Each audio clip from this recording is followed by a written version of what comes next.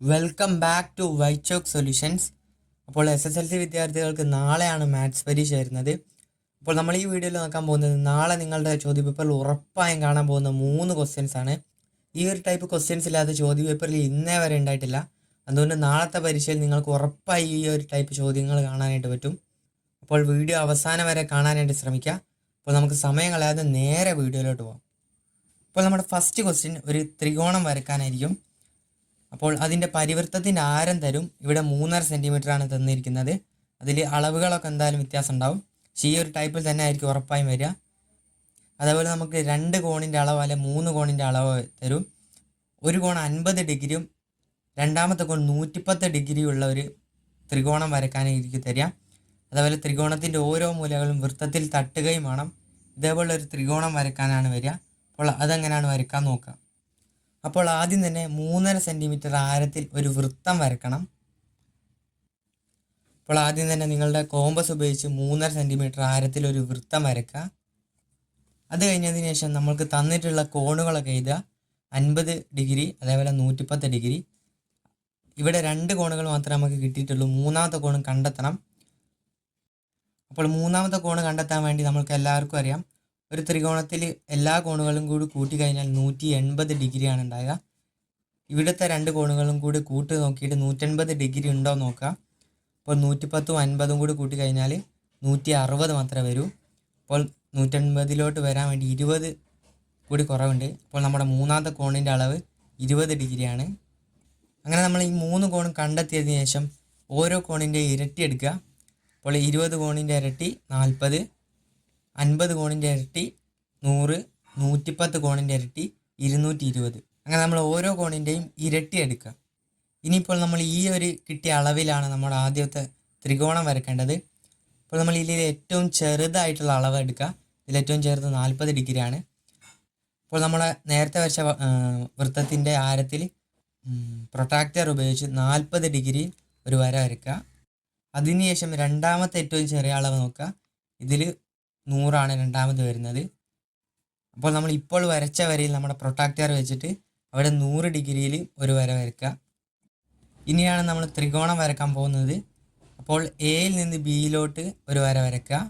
അതുപോലെ ബിയിൽ നിന്ന് സിയിലോട്ടും സിയിൽ നിന്ന് എയിലോട്ടും ഒരു വര വരയ്ക്കുക. അപ്പോൾ നമുക്ക് വൃത്തത്തിൻ്റെ ഉള്ളിൽ ഒരു ത്രികോണം കിട്ടും. ഇതാണ് നമ്മുടെ ക്വസ്റ്റ്യനിൽ പറഞ്ഞിട്ടുള്ള ത്രികോണം. അപ്പോൾ നമ്മുടെ ഉത്തരങ്ങളായിട്ടുണ്ട്. ഇനി ഓരോ കോണും അളന്ന് ഓരോ കോണിൻ്റെ അളവ് ജസ്റ്റ് എഴുതി കൊടുക്കുക. അപ്പോൾ ഇതാണ് നമ്മുടെ ഫസ്റ്റ് ക്വസ്റ്റ്യൻ വരുന്നത്. ഈ ഒരു ടൈപ്പ് ക്വസ്റ്റ്യൻ എന്തായാലും വരും.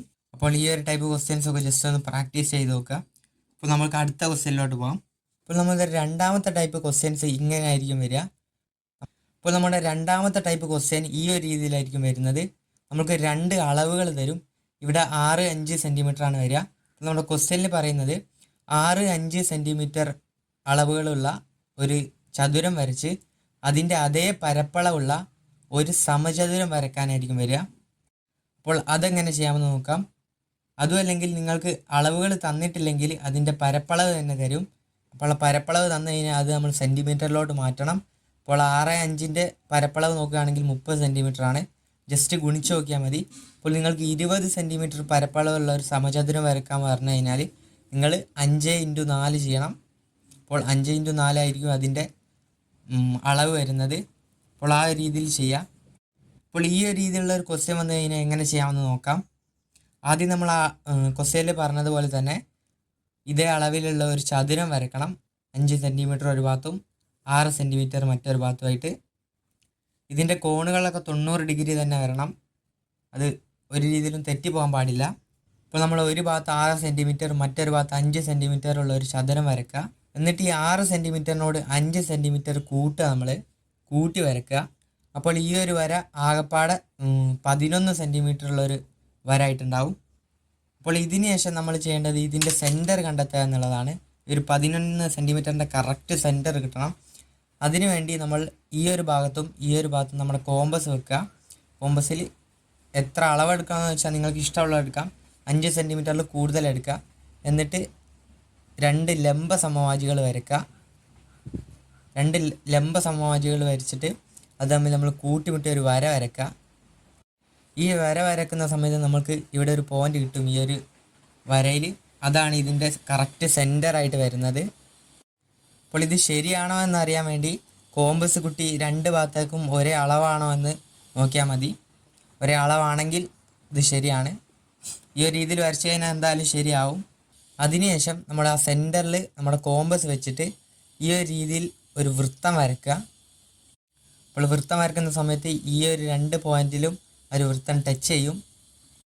അതിനുശേഷം നമ്മുടെ കോമ്പസ് എടുത്തിട്ട് നമ്മുടെ വൃത്തം ആ ഒരു ബോക്സിൽ ടച്ച് ചെയ്യുന്ന ആ ഒരു രീതിയിൽ എടുക്കുക.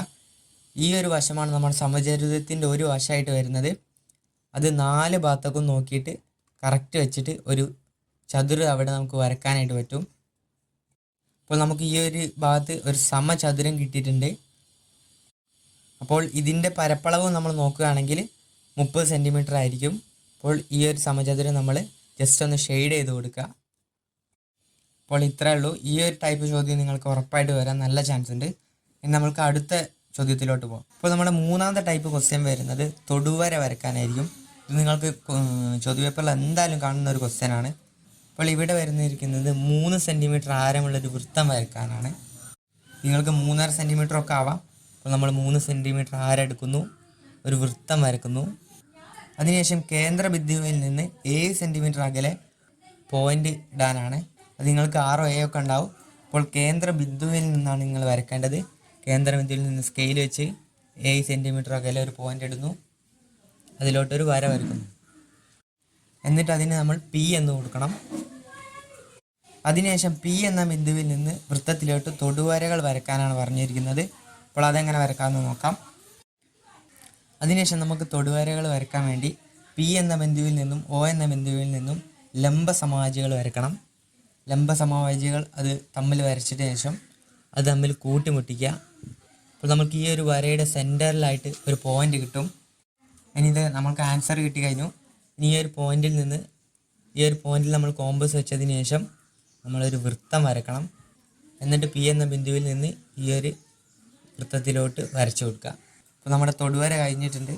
അപ്പോൾ ഇത്രയേ ഉള്ളൂ. ഇത്ര എളുപ്പമുള്ളൊരു സംഭവമാണ് തൊടുവര എന്നുള്ളത്. നിങ്ങളുടെ ചോദ്യപേപ്പറിൽ ഉറപ്പായും കാണുന്ന ഒരു ക്വസ്റ്റ്യനാണ് തൊടുവര എന്നുള്ളത്. അപ്പോൾ ഇതും നമ്മൾ പഠിച്ചു വെക്കണം. ഇനി ഇത് കഴിഞ്ഞതിന് ശേഷം നിങ്ങളുടെ ചോദ്യപേപ്പറിൽ ഇത് അളന്ന് എഴുതാൻ പറഞ്ഞിട്ടുണ്ടോ എന്ന് നോക്കുക. കൂടുതലായിട്ട് പറയാനുണ്ട്. അപ്പോൾ ഈ ഒരു പറഞ്ഞിട്ടുള്ള എ പിയും സി പിയും തമ്മിലുള്ള അളവുകളൊക്കെ ക്വസ്റ്റ്യൻ പേപ്പറിൽ സ്കെയിൽ വെച്ച് അളന്ന് എഴുതി കൊടുക്കാം. അപ്പോൾ ഇത്രേ ഉള്ളൂ. അപ്പോൾ ഗായ്സ്, ഇതൊക്കെയാണ് നിങ്ങളുടെ ഷുവർ ക്വസ്റ്റ്യൻസ് എന്ന് പറയുന്നത്. അപ്പോൾ ഇനിയുമുണ്ട് നമ്മുടെ അരിതമെറ്റ് സീക്വൻസ് എന്ന പാഠത്തിലും നമ്മുടെ സമാന്തര ശ്രേണി എന്ന പാഠത്തിലും അതേപോലെ നമ്മുടെ പിരമിഡായിട്ട് വരുന്ന കുറച്ച് ക്വസ്റ്റ്യൻസ് ഉണ്ട്. അതേപോലെ ഇനിയുണ്ട് ഷുവർ ക്വസ്റ്റ്യൻസ്. അപ്പോൾ അത് വേണമെന്നുണ്ടെങ്കിൽ നിങ്ങൾക്ക് താഴെ കമൻറ്റ് ബോക്സിൽ അറിയിച്ചാൽ മതി. നമുക്കതൊരു വീഡിയോ ആയിട്ടിടാം. അപ്പോൾ ഈ ഒരു വീഡിയോയിൽ പറഞ്ഞിട്ടുള്ള ടൈപ്പ് ക്വസ്റ്റ്യൻസും എന്തായാലും പഠിച്ചു വെക്കാം. അപ്പോൾ ബൈ ഗായ്സ്.